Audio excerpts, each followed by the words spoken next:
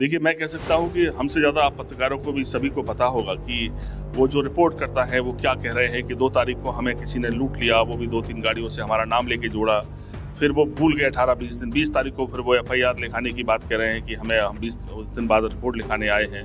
32,000 रुपये लूटने की बात कर रहे हैं। आप अपने आप देखेंगे, वो हमारे यहाँ 4-5 साल नौकरी भी किए हैं, सबको सारी चीज़ें पता है। जिस ज़मीन का भी बात कर रहे हो, 1 डिसमिल कभी ज़मीन हमने खरीदी ही नहीं।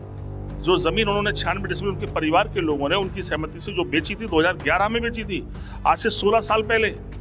उसके और वो जमीन 96 डिसमिल है, इसमें 15-15 20 डिसमिल सबकी जमीन थी। बाद में जो जमीन उन्होंने रजिस्ट्री की एफआईआर के बाद, फिर एक 15 डिसमिल जमीन उन्होंने संस्था को बेची है।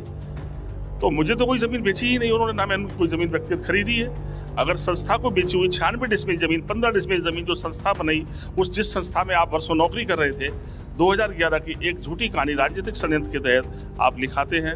मैं कह सकता हूं कि सारे अगल बगल के लोग, बल्कि उनके गांव के लोग, जिस दिन आप इसका स्टिंग ऑपरेशन करेंगे, पूछेंगे लोगों से, तो आपको खुद पता लगेगा कि इसकी सच्चाई गहराई क्या है।